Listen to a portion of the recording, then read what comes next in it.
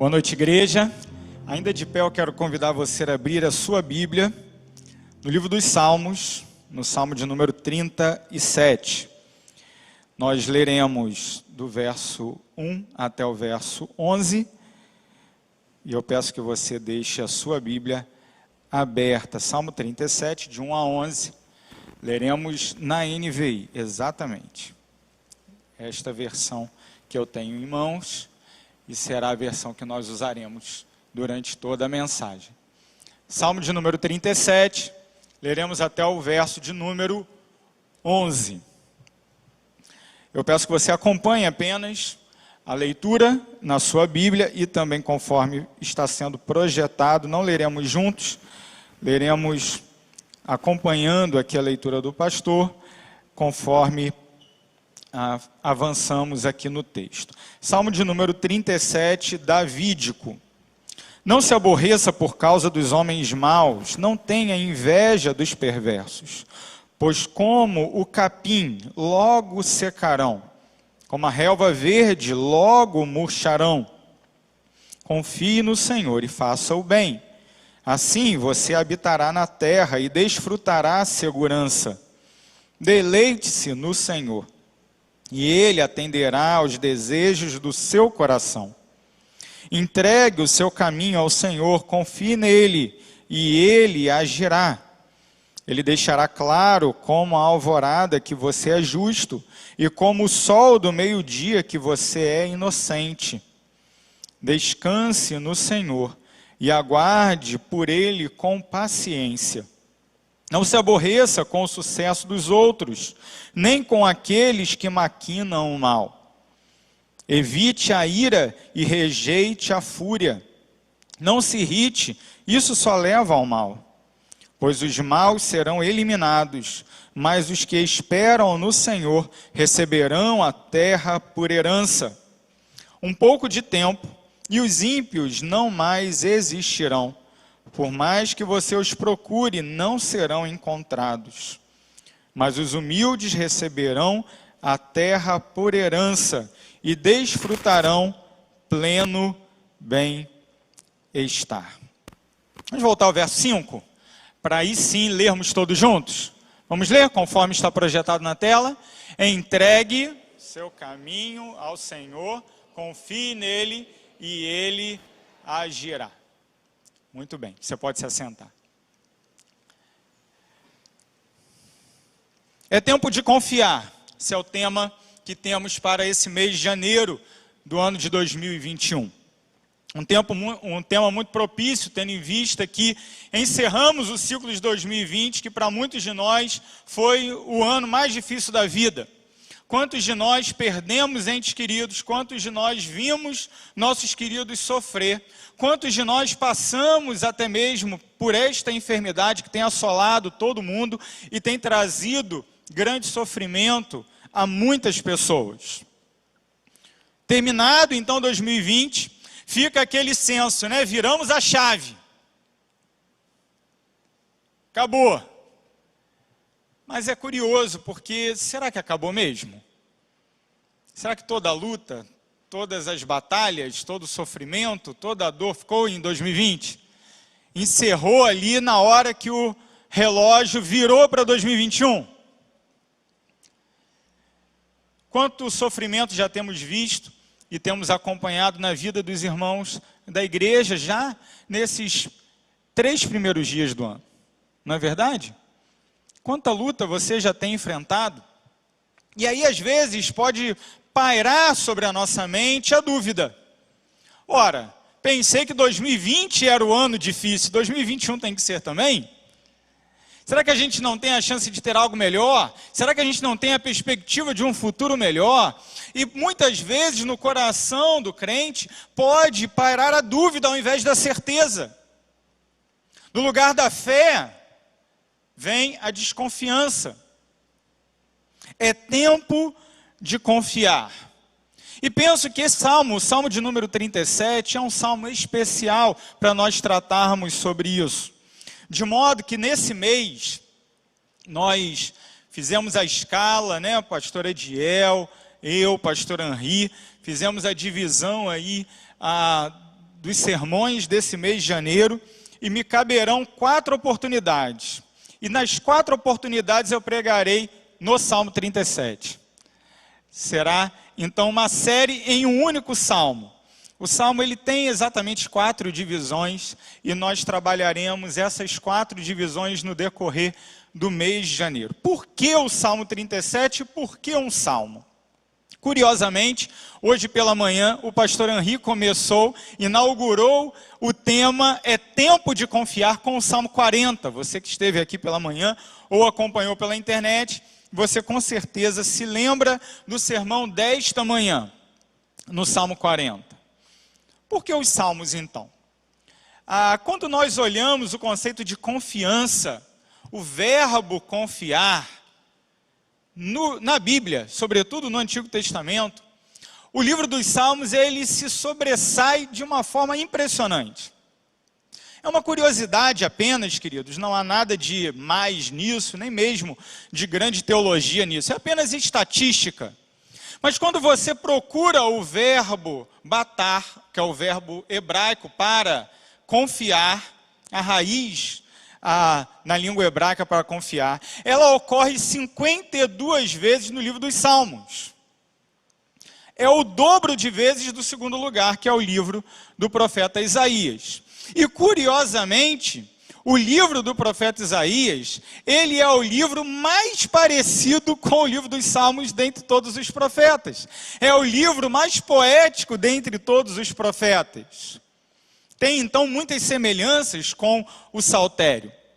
Pastor Henri já comentou hoje pela manhã, o livro dos Salmos, ele é o inário de Israel, ele é um livro de cânticos, ele é um livro de música, com a letra das canções que o povo de Deus entoava em louvor ao Senhor.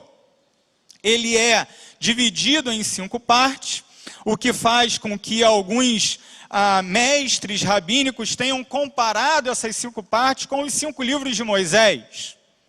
No entanto, nós, ainda que reconheçamos na grande maioria dos salmos que tem autoria definida na Bíblia, a pessoa de Davi como sendo um grande compositor, há muitos outros compositores presentes ali no livro dos Salmos, como Salomão, o próprio Moisés, os filhos de Coré e tantos outros. Há muitos autores presentes no livro dos Salmos, Asaf, os filhos de Asaf e tantos outros. É um livro riquíssimo. Muito provavelmente ele foi organizado, ele foi compilado nos dias do escriba Esdras, no pós-exílio, no retorno do exílio, em algum lugar ali entre o 5º e o 4º século antes de Cristo. Ele foi organizado, são 150 capítulos na nossa versão conforme temos. O texto em hebraico ele tem algumas diferenças de numeração, mas são apenas detalhes. Uma observação muito importante para fazermos é que normalmente quando lemos um salmo, nós pulamos direto aquela primeira frasezinha que está em itálico. Não é verdade? Você que não fechou a sua Bíblia, né? Afinal de contas estamos aqui olhando detidamente para esse texto, você percebeu que lá no cabeçalho do Salmo 37 aparece assim, davídico, ou Salmo de Davi, ou de Davi apenas. Temos aí diferentes traduções, mas simplesmente de Davi, veio de Davi. Tá? O Salmo 37 tem esse título muito reduzido, mas se você folheia, por exemplo, o Salmo 36, você lerá assim, para o mestre de música de Davi, servo do Senhor. Percebeu aí? Aí tem um texto um pouquinho maior. Alguns desses títulos dizem, por exemplo, quais instrumentos deveriam acompanhar a canção. Para instrumentos de cordas, por exemplo. Né? Ou que tipo de música deveria acompanhar essa letra. Não é? Alguns, inclusive, citam o nome da melodia. Outros dizem um hino ou um cântico. E é muito interessante a gente perceber isso, porque ainda que tenhamos muita dificuldade de reconstruir essa informação, não temos acesso mais à melodia que era utilizada naquela época, nem nada disso. Eu acho que nessa época nem tinha partitura para poder anotar lá, escrever né, como hoje nós fazemos com a nossa música, não sei, não entendo aí da história da notação musical, mas o fato é que nós não temos mais a melodia que era utilizada, não utilizamos mais desses instrumentos, mas sabemos que aqui nós temos música. E a música, ela é feita com poesia. E essa é uma outra característica que muitas vezes nos passa desapercebido. Por quê? Porque quando nós olhamos esse texto, como que acabamos de ler do Salmo 37, e vamos lendo na língua portuguesa, ela não parece em nada uma poesia. Não é verdade? Não tem ritmo, não tem métrica e não tem rima. Não são esses os elementos da nossa poesia na literatura portuguesa? Não é assim que deveria ser, pelo menos? Deveria ter rima. Mas não tem. Ué, então será que isso de fato é poesia? É, e é uma poesia belíssima. O texto hebraico, lembrando que lemos apenas 11 versículos, são 40 no total. Dentre esses 40 versos, ele é um acróstico. O que é um acróstico? Cada um dos versos começa com uma letra do alfabeto hebraico. Então, quando você acompanha, por exemplo, o verso 1 e o verso 2 do Salmo 37, em português, aqui na minha versão, na versão que eu li, começa com a letra N, não. Né? É a primeira palavra do texto, não. Não se aborreça por causa dos homens maus, não é assim? Mas lá na língua hebraica, a palavrinha, que é exatamente a palavra não, ela começa com a letra Aleph, que é a primeira letra do alfabeto hebraico. Verso 1 e verso 2, então, formam a primeira unidade ao redor, que começam, então, que são marcados pela letra Aleph. E aí, quando você vai para o verso 3, confie no Senhor e faça o bem, aí começa com a segunda letra do alfabeto hebraico, Beit. E assim ele vai indo, não é? Assim ele vai indo, até o verso 40. Quando nós olhamos essa seção que separamos para hoje, até o versículo de número 11, nós estamos trabalhando aí 4 letrinhas, tá? 4 letrinhas. Aí você pergunta, mas 6 letrinhas. Olha a matemática me faltando aí, Paulo. 6 letrinhas. Aí você fala, pastor, mas não está batendo a conta, porque se são 11 versículos, não deveriam ser então 12 versículos para bater 6 letras? Sim, acontece que o verso 7 na nossa numeração, ele é a linha completa. Né? Normalmente são 2 versículos para cada linha, mas o versículo 7, ele então aglutina em um único verso na nossa numeração, toda a quarta letra, né? Aleph, Beit, Gimel, Dalet. Que seria mais ou menos como o nosso D, né? Na nossa língua portuguesa. Por que eu estou falando tudo isso? Porque muitas vezes nós perdemos a beleza do texto. Nós perdemos a riqueza do texto. E esquecemos que esse texto, inspirado pelo Espírito Santo, ele é também a expressão do sentimento de uma alma, de uma pessoa, que coloca isso para fora em forma de poesia, e não há forma melhor de expressar os sentimentos que a poesia, que as canções, que a música. E ele coloca isso para fora e diz o que ele sente. E ao dizer o que ele sente, ele diz que é sim importante confiar em Deus. Devemos sim confiar em Deus. E olhando para o fato de que o Salmo 37 é um salmo davídico, é muito notável também a gente perceber os paralelos desse Salmo 37 com outro salmo, inclusive, que eu já tive a oportunidade de expor aqui na igreja, o Salmo de número 73, que talvez você conheça muito bem.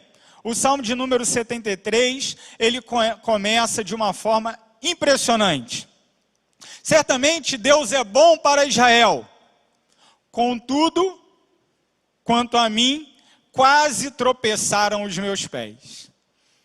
Interessante esse contraste que o Salmo 73 apresenta. E esses dois versos do Salmo 73, o verso 1 e o verso 2, talvez eles resumam muito bem tudo aquilo que Davi está expressando aqui. E talvez num salmo um pouco mais estruturado, o Salmo 73 seja um reflexo daquilo que ele já havia lido, que o compositor já havia lido na poesia feita por Davi anos antes. É chamado o Salmo de número 37 de um salmo de sabedoria. O que seria um salmo de sabedoria? Você acompanhou a leitura, e se você prestou atenção na leitura que acabamos de fazer, e se você já leu o Salmo 37 todo, até o verso 40, não apenas aqueles textos que nós sempre trazemos à memória e sabemos até de cor, como o verso 5, por exemplo, né? Entregue teu caminho ao Senhor, confia nele, e tudo ele fará. Todos conhecemos. Mas tem mais coisa aí. Esse salmo muito rico. E precisamos entendê-lo dentro do seu contexto, não é? Mas ele é chamado de salmo de sabedoria porque ele se assemelha muito aos textos da sabedoria de Israel. Provérbios, por exemplo. Frases curtas, com um sentido completo numa única frase, que dão orientações práticas para a vida. Então é um salmo muito prático, muito palpável, muito relacionado com a nossa realidade. O título que eu quero dar para a exposição do Salmo 37, do verso 1 até o verso 11, nesta noite é Confiar em Deus no mundo de valores invertidos. E eu confesso, irmãos, que tendo olhado alguns comentários, alguns autores, alguma literatura sobre o Salmo 37, uma em especial cativou minha atenção. Talvez não seja o comentário do ponto de vista técnico mais profundo, do ponto de vista da exegese, da língua hebraica e tudo mais, aquele que vá mais a fundo. Mas, sem dúvida alguma, do ponto de vista pastoral, Agostinho de Hipona acerta em cheio no seu comentário dos Salmos, no primeiro volume. Agostinho escreveu um comentário dos Salmos, que na verdade é a coletânea de mensagens, de pregações que ele fez, em 3 volumes. O primeiro volume até o Salmo de número 50, depois do 51 ao 100, depois do 101 ao 150. No primeiro volume, então, Agostinho prega 3 sermões sobre o Salmo de número 37. E eu confesso que depois de ler, eu fiquei com vontade de só ler aqui de novo para os irmãos. Mas não farei isso. Se você depois tiver a oportunidade, vale a pena ler no comentário de Agostinho de Hipona.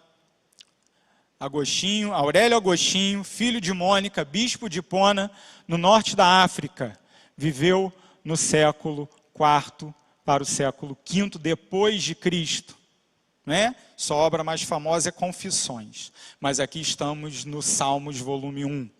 E eu quero caminhar com vocês e também com o bispo de Hipona em 3 pontos e 3 observações práticas para a nossa vida, baseadas no Salmo 37, versos 1 até o verso de número 11. Confiar em Deus no mundo de valores invertidos. Agostinho comenta o seguinte, e eu peço que você preste muita atenção, muita atenção. Talvez algumas palavras sejam um pouco até complicadas aqui para a gente, mas preste muita atenção, porque é um texto precioso. Ele diz assim: mas de fato perturba-te, ó cristão, veres os que vivem mal serem felizes. E teu coração diz que não há juízo divino, que tudo é obra do acaso, e sacudindo por movimentos fortuitos. Declaras: se Deus olhasse as coisas humanas, a maldade daquela estaria florescente, e minha inocência labutaria. Toda doença de espírito encontra nas Escrituras medicamento adequado. Quem está doente a tal ponto que diz isto em seu coração, beba a poção deste salmo. Qual é? Novamente examinemos. O que dizias? Respondes. O que dizia, não é o que vês? Os maus progridem, os bons pelejam. Como Deus vê essas coisas? Então ele diz, falando do salmo como um medicamento: toma, bebe, preparei-te uma poção, um remédio, a respeito destes fatos dos quais murmuras. Apenas não recuses a bebida salutar. Traduzindo, cristão, você reclama da vida. Cristão, você reclama do mal que te sobrevém. Cristão, você reclama da dor que você está sentindo. Presta atenção que aqui você tem um remédio para a sua alma.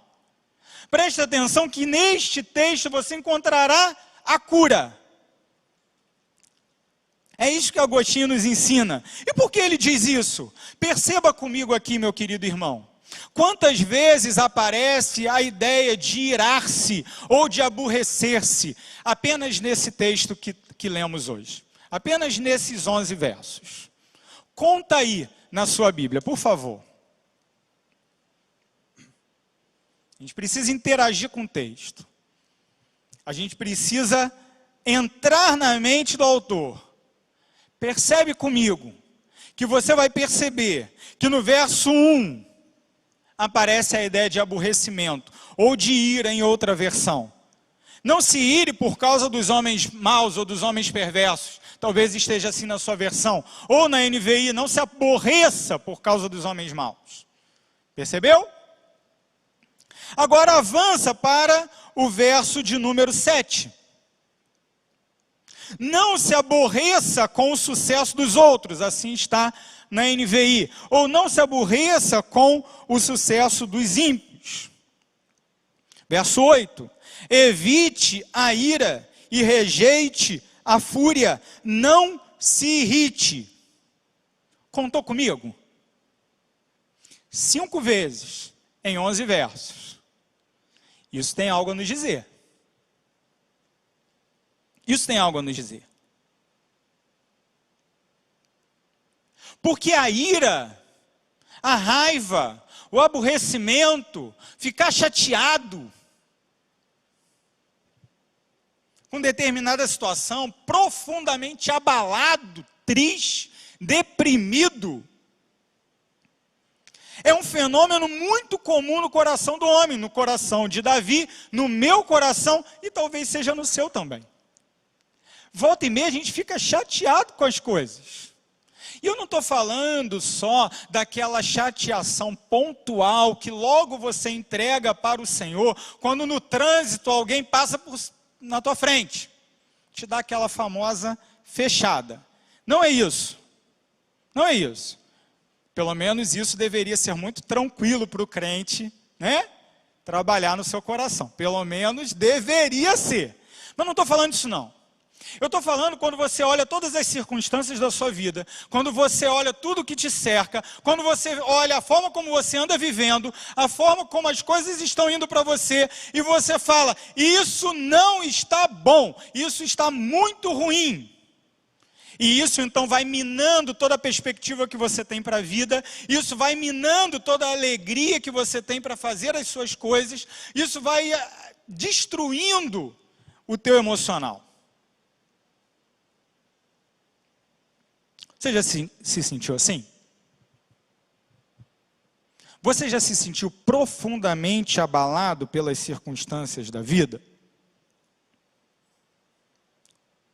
É muito notável perceber que normalmente essa frustração profunda que leva a essa tristeza, a esse abatimento,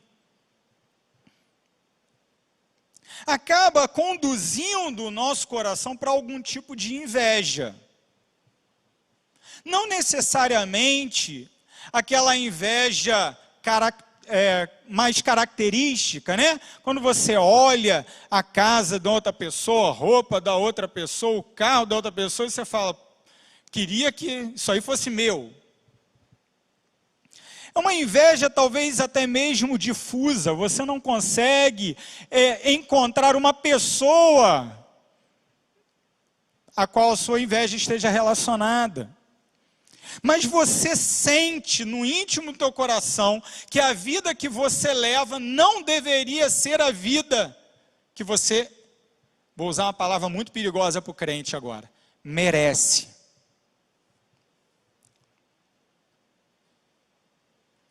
Você sente que você merece outra coisa. Você sente que você merece um outro padrão de vida. Você sente que merece outros tipos de relacionamentos. Você sente que merece outro emprego. Você sente que merece outra renda. Você sente que merece que teus filhos te tratem de uma outra maneira. Você sente que merece que a tua esposa, que o teu marido lide com você de outro jeito.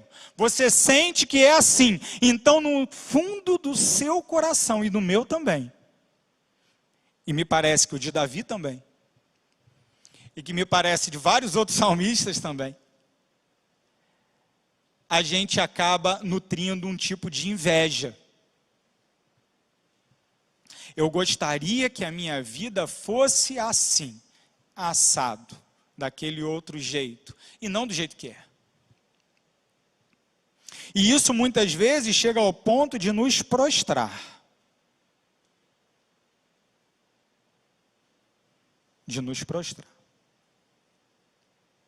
Queridos e amados irmãos, é sobre isso que o Salmo diz.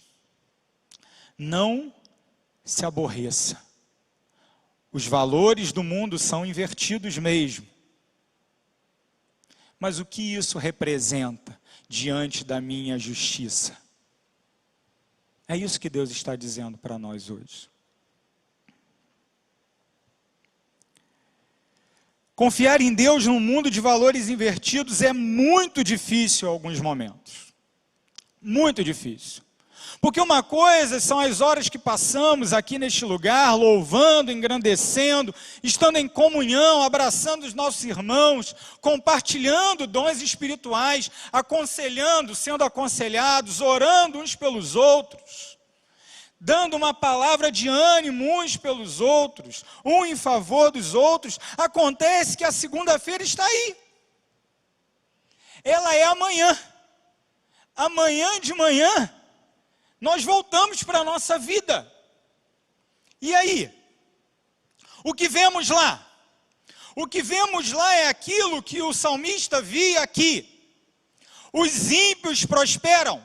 O mal parece ser a grande forma de viver.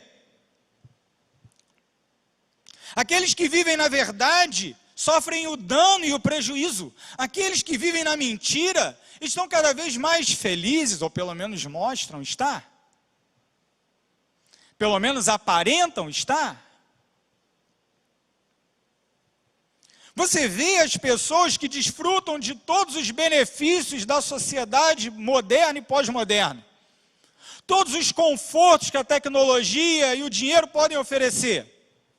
E muitas vezes, ao observar a forma de vida, o estilo de vida dessas pessoas, em nada elas estão alinhadas ao padrão de justiça que o Senhor estabelece na sua palavra. E aí, você fica com o seguinte sentimento, me perdoem aqui a expressão, você fica se sentindo um trouxa.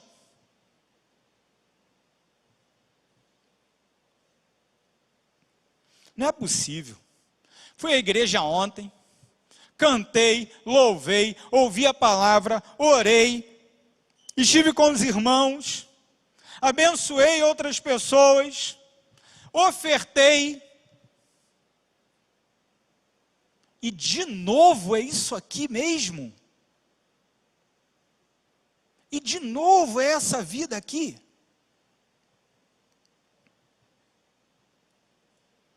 De novo.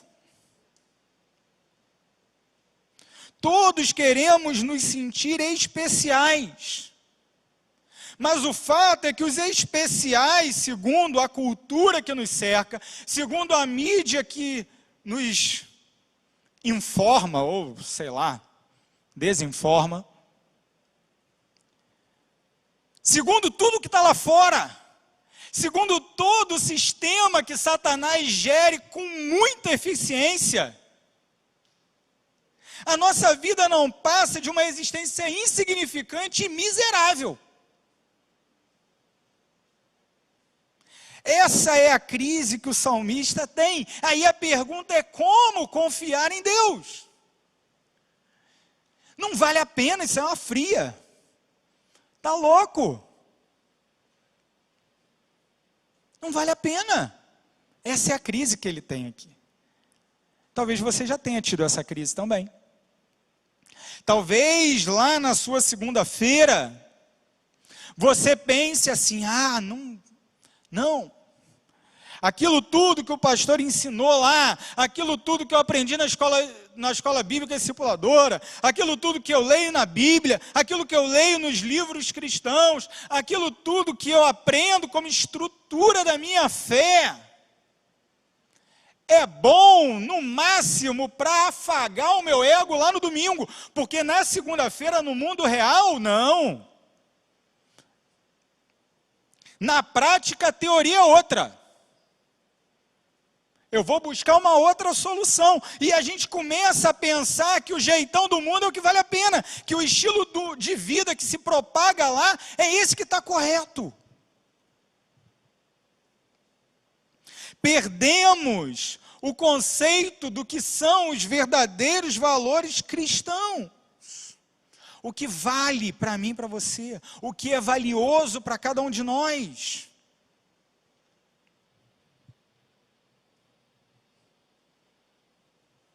Cantamos que este mundo jamais poderá me separar dos valores celestiais que eu vou receber.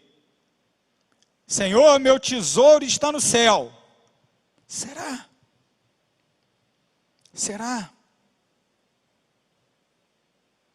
Ou viver conforme aquele indivíduo seja aquilo que realmente me realizaria. Ter esses bens ou aqueles bens, isso sim me faria uma pessoa feliz. Você já percebeu, com certeza você já percebeu, porque aqui só tem gente inteligente. Você já percebeu que o marketing todo é estruturado sobre propostas de felicidade? Compre isso e aí você vai ser feliz. É muito provável que se você perguntar para a maioria dos crentes, e até mesmo para nós, liderança, pastores, assim, sem preparo prévio, né?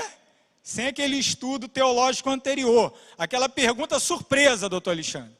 Surpresa, o que te faz feliz? Sem preparo. Muito provavelmente nós responderemos assim: eu vou ficar feliz quando acabarem minhas dívidas. Eu vou ficar feliz quando eu mudar para outra casa. Eu vou ficar feliz quando eu for para outro país, porque o Brasil está muito ruim. Eu vou ficar feliz quando eu formar meus filhos. Eu vou ficar feliz quando eu achar, então, finalmente, minha namorada ou meu namorado. Aí eu vou estar feliz. E veja que nenhuma dessas coisas é pecaminosa em si. Não é verdade? Qual o problema de um jovem solteiro? Temos aqui alguns. Sonhar com o dia do seu casamento não há problema algum. O casamento é santo, é algo bom. E você deve investir nisso e trabalhar para que você tenha um bom casamento. E para isso você deve ter um namoro santo, um noivado santo, na presença de Deus. Não há problema nenhum em você sonhar com casamento. O problema é você dizer assim: eu só serei feliz quando me casar. E a mesma coisa se aplica a qualquer outro exemplo que você imaginar aí na sua mente. Eu só serei feliz quando tiver aquele ministério. Eu só serei feliz quando passar naquele concurso. Eu só serei feliz quando me aposentar.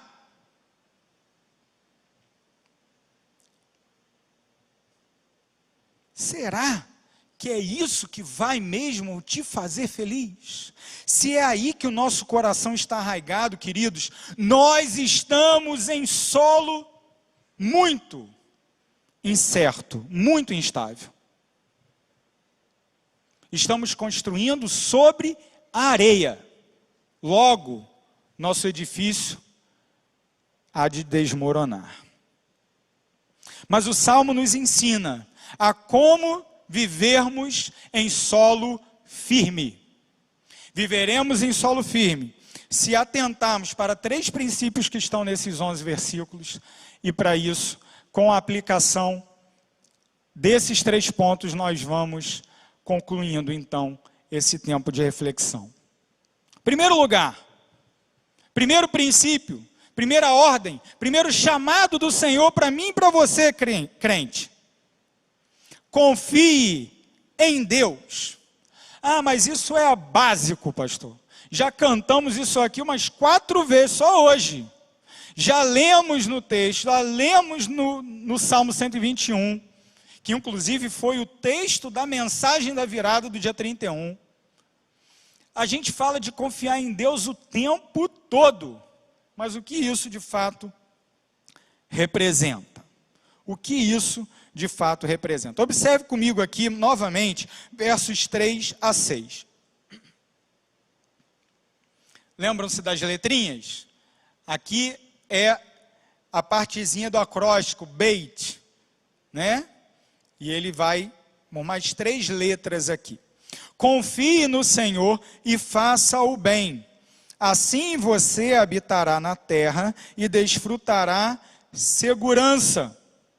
Deleite-se no Senhor e Ele atenderá aos desejos do seu coração. Entregue o seu caminho ao Senhor, confie nele e Ele agirá. Ele deixará claro como a alvorada que você é justo e como o sol do meio-dia que você é inocente. Irmãos, é um texto muito conhecido, mas com palavras muito fortes e muito sérias. Confie no Senhor, entrega o teu caminho ao Senhor.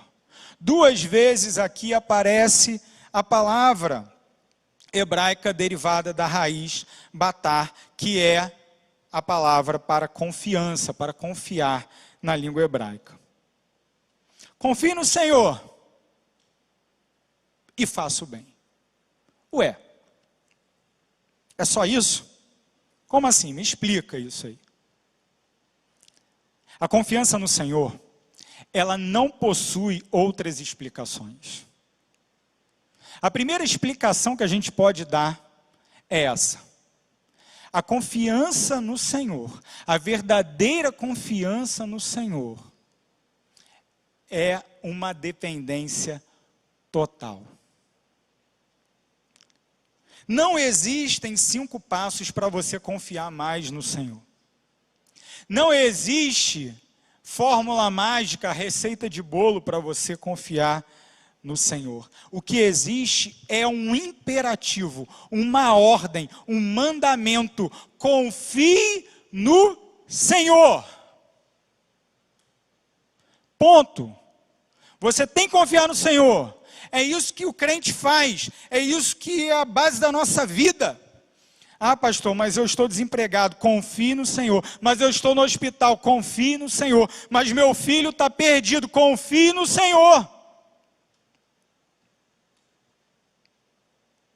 Confie no Senhor, mas faça o bem. Sabe por quê? Que as 2 frasezinhas estão unidas aqui? Porque você pode pensar assim, ó, confie no Senhor, e aí aquela confiança, mais ou menos, faz com que você tenha aquela vida dupla, que infelizmente é muito comum daqueles que dizem crentes. Eu confio no Senhor, mas lá fora, pastor, eu que sei como é. Lá fora é a selva, e eu preciso sobreviver. E eu vou seguir as leis da selva. E o cara cai para dentro. Ele vive uma vida como um crente de sábado e domingo na igreja, no ministério. E lá na segunda-feira, ele vive igual todo mundo lá fora. Ele não faz o bem. Ele não faz o bem. Aquele que confia no Senhor continua fazendo o bem, independente daquilo que o mundo possa lhe fazer, independente das ameaças que ele possa sofrer. Você já parou para pensar que enquanto nós estamos aqui neste templo maravilhoso, com ar-condicionado, com banco acolchoado,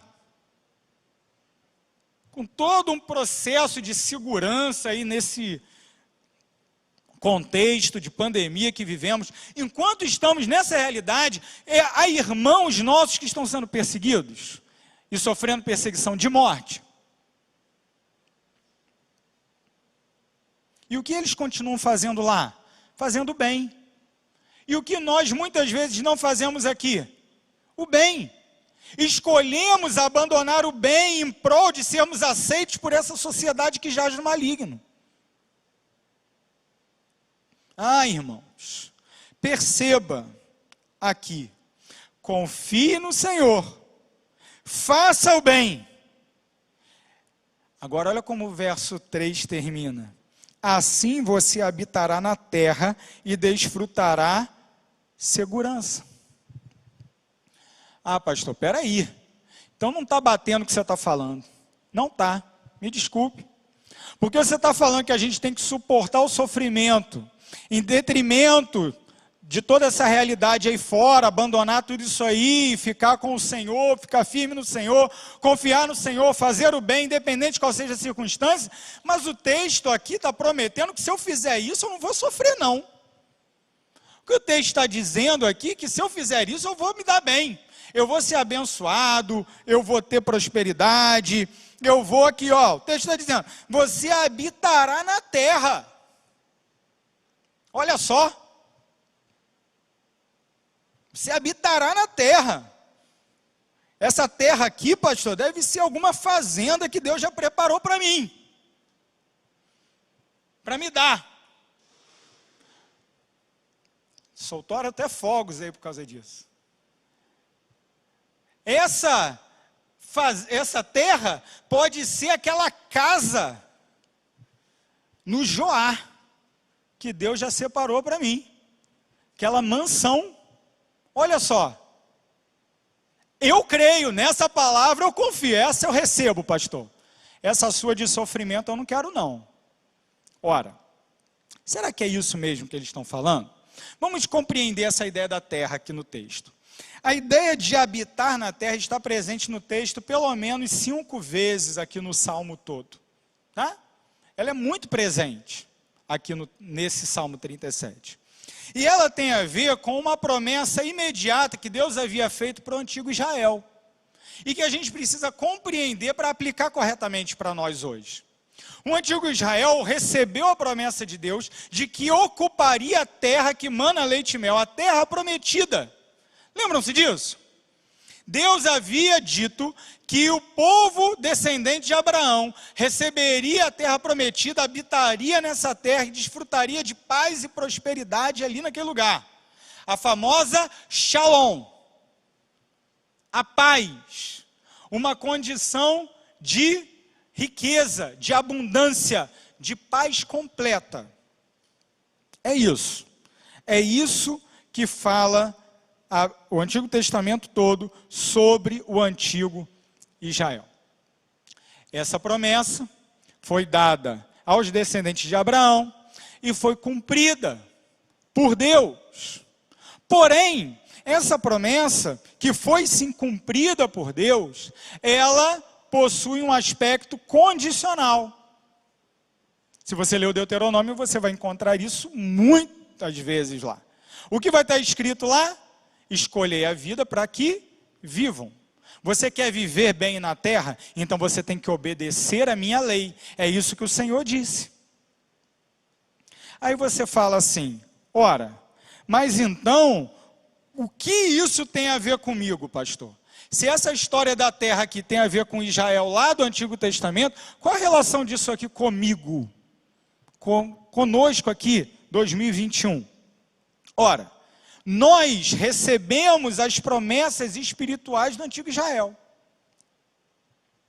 Não mais a promessa física da terra, mas nós recebemos a promessa da Shalom, da paz que deveria permear toda a vida do povo na terra, essa nos é prometida em Cristo Jesus. Deixo-vos a minha paz vos dou. Não vou lá dou, agora olha, como o mundo a dá. A paz que o mundo oferece, ela é baseada em dinheiro, em poder, em prazer, em prestígio. Mas a paz que excede todo entendimento, a paz que vem do Senhor em Cristo Jesus, ela é muito melhor e muito maior do que a paz que o mundo oferece, porque ela é eterna, ela é permanente. Confie no Senhor e faça o bem, assim você habitará na terra e desfrutará de segurança, desfrutará de paz. Como desfrutaremos de paz? Se estivermos com o coração arraigado em Cristo Jesus. Porque se nós acharmos que Jesus é apenas um meio para nós alcançarmos aquilo que de fato nos fará felizes, se acharmos que podemos usar o Senhor para alcançarmos aquilo que realmente é importante para nós, é porque nós não temos a menor compreensão do que o Evangelho é. No Evangelho, o Senhor se doa a nós. O Evangelho não é um meio pelo qual nós alcançamos aquilo que realmente é importante. O Evangelho é o meio pelo qual Deus diz para nós: tudo aquilo que você busca, meu filho, não é importante. São sombras daquilo que de fato pode suprir as necessidades do teu coração, que é a comunhão eterna com o Criador. Por isso, acerca disso, Agostinho comentou o seguinte: julgas, no entanto, melhor seguir a Cristo que te promete o que não vês, do que ao ímpio que te censura por acreditares no que não vês ainda. O que ele está dizendo aqui? Que o crente de verdade, ele prefere seguir a Cristo que promete algo que você não vê, não toca agora, que é a eternidade, do que acreditar nas mentiras desse mundo, que ainda por cima zombam de nós, dizendo o quê? Ah, tá de brincadeira que você está indo atrás de algo que você sequer pode ver, sequer pode tocar. Este é o teu juízo, este é o juízo do crente. Crer em Cristo e não no mundo. E a qualidade de teu julgamento ainda não é manifesta. Este século é uma espécie de noite. Olha só o que ele vai dizer aqui. Quando então surgirá o teu direito como o sol ao meio-dia? Como então? Quando se manifesta Cristo, vossa vida, então vós aparecereis com Ele na glória. Quando vier o dia do juízo, vier Cristo e congregar todos os povos para serem julgados, o que acontecerá? Onde o ímpio esconderá sua perfídia? Quando eu tiver visto a minha fé? No entanto, o que acontece agora? Angústias, tribulações e tentações. E feliz o que perseverar, porque quem perseverar até o fim será salvo. Não ceda aos injuriadores, nem opte por florescer aqui, de sorte que de árvore se torne feno. Eu achei simplesmente sensacional essa comparação que ele faz da árvore e do feno. Já viram feno? Já viram? A gente não vê muito aqui nas nossas roças brasileiras, né? Mas você que já viu ali aqueles filmes de cowboy, de velho oeste, né? Aqueles cubos grandes, parecem umas caixas de mato, né? De mato. Por que os caras fazem aquelas caixas de mato? Porque no inverno rigoroso do hemisfério norte, o que acontece com a relva no inverno? ela seca de tal maneira que o gado não consegue pastar. Não é isso? Não consegue pastar. Então precisa guardar aquilo ali para os animais terem o que comer quando a relva secar. Acontece que a vida do ímpio, que se apega aos valores desse mundo, é como o feno. O feno tem vida? Não. Ele é mato que já foi cortado há muito tempo e foi acumulado lá simplesmente para os animaizinhos não morrerem de fome. Agora, existe uma diferença muito grande entre aquele mato acumulado e uma árvore frondosa. Porque a árvore frondosa, com raízes profundas, por mais que venha o inverno e não se vejam as suas folhas, nem as suas flores, ela continua viva, porque da terra, do solo, ela extrai o seu alimento. De modo que as estações mudam, o inverno passa, e ela volta a ficar verdinha e a florescer. Você, cristão, que é árvore, não se limite, não se rebaixe a ser feno, a ser mato morto. Não se rebaixe. Saiba que de fato, como o sol do meio-dia, a sua justiça irá aparecer. O que é o sol do meio-dia? Aqui saímos da imagem do inverno e vimos aqui para o Rio 40 graus. O que é o sol do meio-dia no nosso verão carioca? Meu amigo, é muita luz, é muito sol, é muito calor. Por que é assim? Porque Deus quer mostrar a justiça dos seus filhos. Agora vem as palavras que eu havia dito que são palavras difíceis. Perceba no verso 6. A NVI traduz dessa maneira: ele deixará claro como a alvorada que você é justo. Uma tradução diferente da Almeida e uma tradução ousada.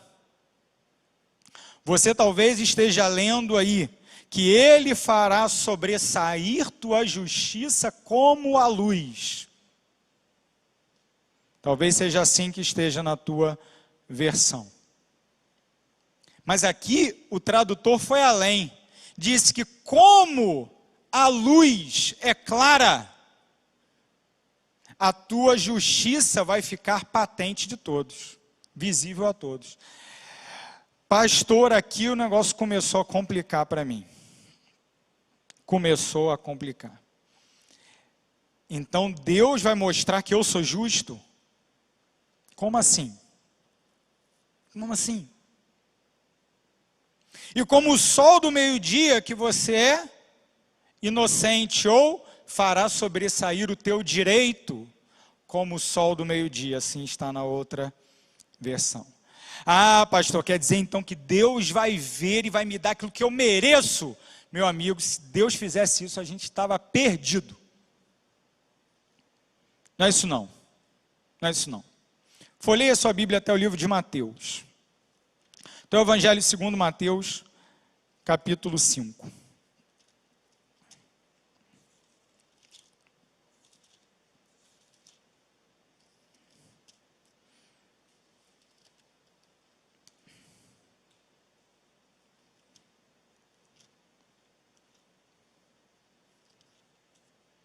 Mateus capítulo 5, você conhece muito bem o Sermão da Montanha, começa logo no início do capítulo 5 e vai até o capítulo 7. Leia comigo, por favor, do verso 17 até o verso 20. Não pensem que vim abolir a lei ou os profetas, não vim abolir, mas cumprir. Digo-lhes a verdade. Enquanto existirem céus e terra, de forma alguma desaparecerá da lei a menor letra ou menor traço, até que tudo se cumpra. Todo aquele que desobedecer a um desses mandamentos, ainda que dos menores, e ensinar os outros a fazerem o mesmo, será chamado menor no reino dos céus. Mas todo aquele que praticar e ensinar estes mandamentos, será chamado grande no reino dos céus. Pois eu lhes digo que se a justiça de vocês não for muito superior à dos fariseus e mestres da lei, de modo nenhum entrarão no reino dos céus. A partir dessas palavras de Jesus, como você avalia a sua justiça e o seu direito? Misericórdia. Como assim?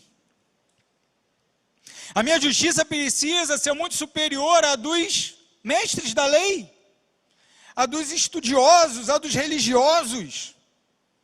Como assim? Eu não posso, eu não consigo. Não tenho essa capacidade. E mais, olha só o que Jesus diz no verso 19: todo aquele que desobedecer a um desses mandamentos, e ainda que dos menores, e ensinar outros a fazer o mesmo, será chamado menor no reino dos céus. Estou perdido, porque esse menor sou eu.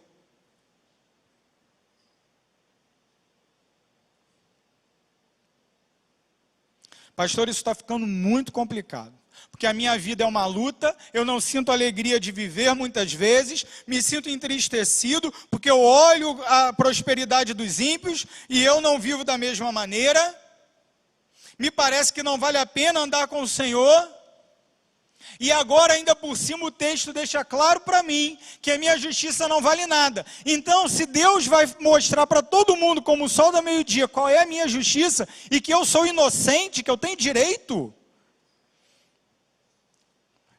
eu não estou entendendo, eu estou perdido. Meu querido, no Evangelho, eu e você podemos nos tornar justos. Em Cristo Jesus, nós podemos ser considerados justos. Justificados, pois mediante a fé temos paz com Deus. Temos paz porque fomos justificados por Cristo Jesus. Mas como isso se aplica no meu aqui e agora, pastor? Isso se aplica no meu aqui e agora, quando eu reconheço que esse que me justificou, ele também é meu advogado. Temos, pois, um advogado perante o Pai, Jesus Cristo, o justo.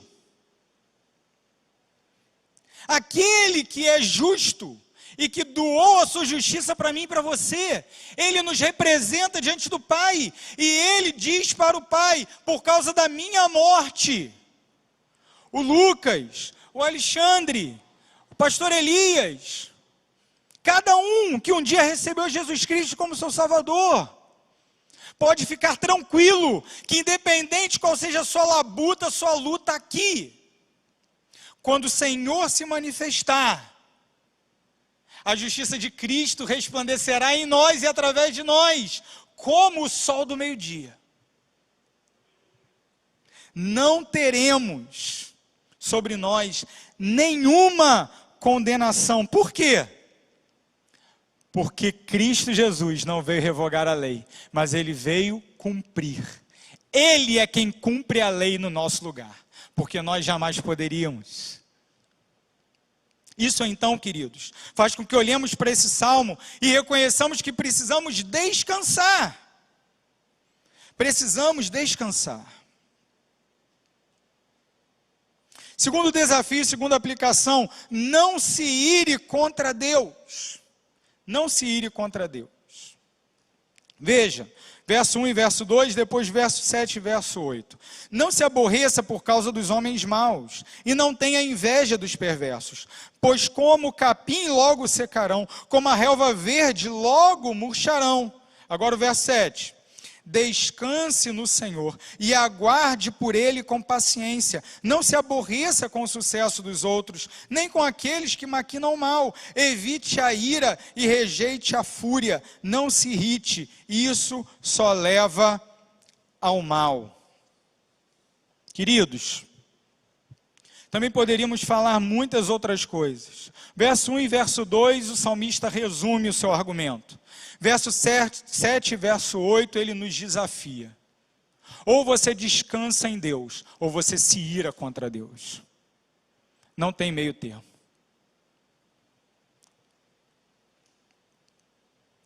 Ou você depende de Deus, ou você vai ser alguém que vai se revoltar no seu coração contra os desígnios de Deus. Pela manhã, o pastor Adiel contou o testemunho do tempo ali de sepultamento do filho do nosso irmão Gessé Reis e da sua esposa Edmeia. Um homem de 45 anos de idade, casado com um filho de 11. O Senhor levou. E ali estavam seus pais, seus irmãos. Sem dúvida chorando pela perda. Sem dúvida surpreendidos pela morte. Contudo, ali eles estavam certos de que o Senhor havia tomado o seu querido. Quantas e quantas vezes nós já vimos isso entre nós, no nosso meio? Qual é a alternativa a ter um sepultamento, um funeral em paz? Qual é a outra possibilidade? A outra possibilidade é a revolta, é o rancor, é o desespero. Isso é apenas o sinal de um coração que não conhece o Senhor. E por isso se ira contra ele. Agora olhe para o verso 8. Evite a ira e rejeite a fúria. Não se irrite, isso só leva ao mal. Meus irmãos, nunca é certo se irar contra Deus. E se tem algo que pode corroer a sua alma, destruir a sua vida cristã e a sua comunhão com o Senhor, é você nutrir no seu coração revolta contra o desígnio soberano do Senhor. O Senhor, Ele sempre deseja o nosso bem. E Ele trabalha pelo nosso bem. Não podemos querer dizer para Deus o que é melhor para nós. A nossa visão é mínima comparada a dele. Nunca se ire contra Deus. Os nossos olhos espirituais se turvam quando desonramos a Deus, nos irando contra Ele. Não se aborreça, não se ire, não se chateie. De outro lado, qual é a solução? Descanse no Senhor. Querido, descanse. Descanse. Terceiro desafio, e último para nós terminarmos. Alegre-se na promessa de Deus. Verso 9 e verso 10 dizem assim: pois os maus serão eliminados, mas os que esperam no Senhor receberão a terra por herança. Mais uma vez a promessa da paz, da terra. Um pouco de tempo e os ímpios não mais existirão. Por mais que você os procure, não serão encontrados. Mas os humildes receberão a terra por herança e desfrutarão pleno bem-estar. Qual o destino daqueles que agora ostentam prestígio, poder, prazer, posses? Destruição. São como feno. Qual o destino daqueles que temem ao Senhor e que permanecem fiéis a Ele? Receberão a terra por herança. Ah, meus queridos irmãos, esse texto é tão precioso, que o Senhor Jesus o citou, exatamente no mesmo capítulo que nós acabamos de ler, no Sermão da Montanha, no capítulo 5, verso 5. O Senhor Jesus diz assim: bem-aventurados os humildes, pois eles receberão a terra por herança. Felizes os humildes, pois eles receberão a terra por herança. Agostinho disse o seguinte: no entanto, teu Deus será tudo para ti.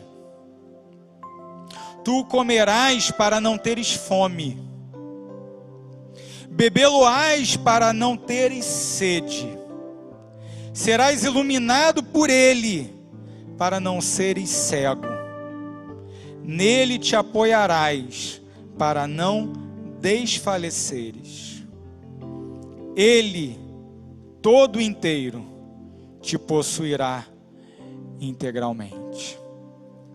Isso é a verdadeira paz. Esta é a Shalom de Deus. E é isso que Ele promete para todos aqueles que se apresentam humildes na sua presença. Bem-aventurados os humildes, porque herdarão a terra. Se você hoje, nessa noite, deseja diante do Senhor dizer: Deus, o meu tesouro não está aqui, eu não quero nada dessa terra, não quero nada dessa terra, mas eu quero que o Senhor seja a minha água, a minha comida, o ar que eu respiro. Eu quero que o Senhor me possua inteiramente.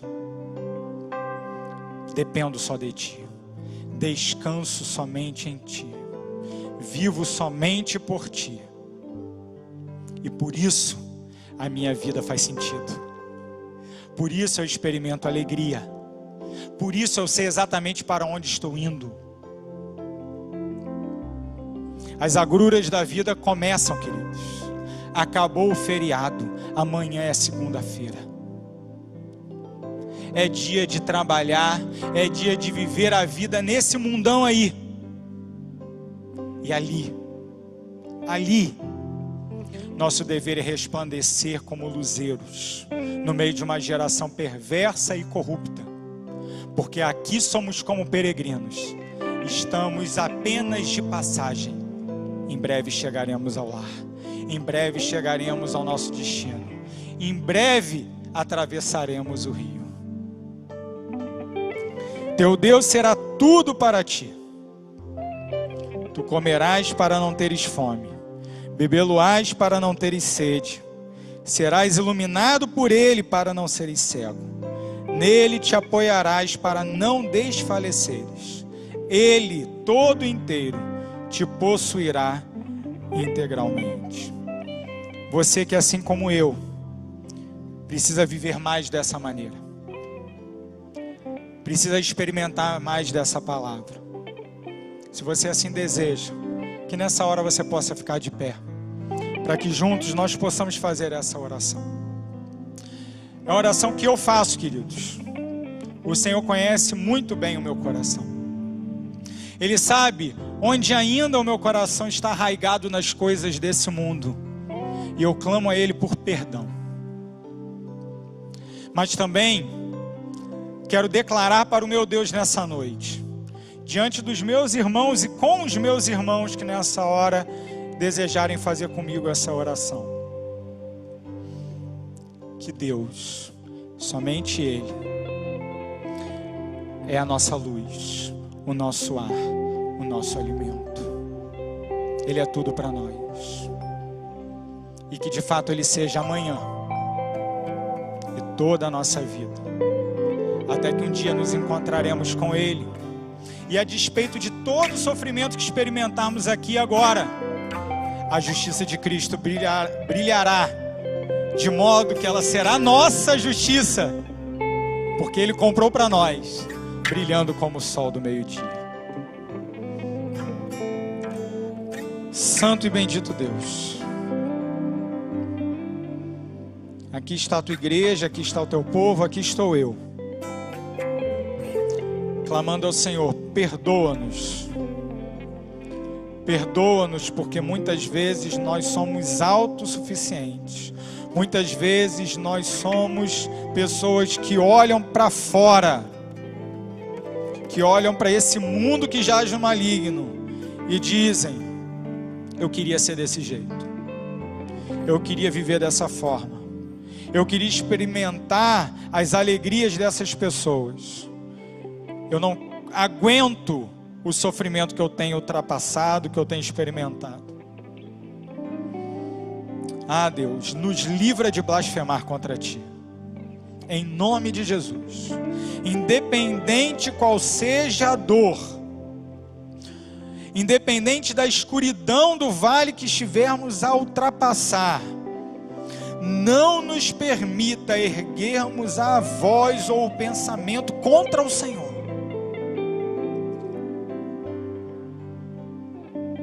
Que a alegria do Senhor seja a nossa força. Que o colo do Senhor seja o nosso descanso. Que a Tua presença seja a nossa satisfação. Que a Tua missão seja a nossa prioridade, Deus. Que em nome de Jesus aprendamos de fato a viver para Ti. Não sabemos qual é a dor de amanhã. Não sabemos qual é a batalha de amanhã. O Senhor já sabe. Mas nós queremos declarar diante de Ti que a nossa vitória está em Te glorificar, ali em meio à luta, ali em meio ao sofrimento, ali em meio à provação, ali em meio ao escárnio desse mundo. Ah, Deus, se aproxima o dia em que Jesus Cristo há de esmagar todos os reinos desse mundo com seu cetro de ferro. Nós somos embaixadores desse reino. Que vivamos segundo as leis desse reino, porque fomos redimidos por aquele que cumpriu toda a lei no nosso lugar e morreu na cruz do Calvário. Deus, enche o nosso coração de alegria. Precisamos da Tua alegria. Não nos permita olhar para um curto período de tempo. A nossa vida não passa de um sopro. O Senhor tem o controle de toda a história. E o Senhor a está conduzindo em triunfo para o Teu reinado, onde reinaremos para sempre contigo. Louvado seja o Teu nome, porque temos essa promessa, que vivamos alicerçados nela, em nome de Jesus. Amém.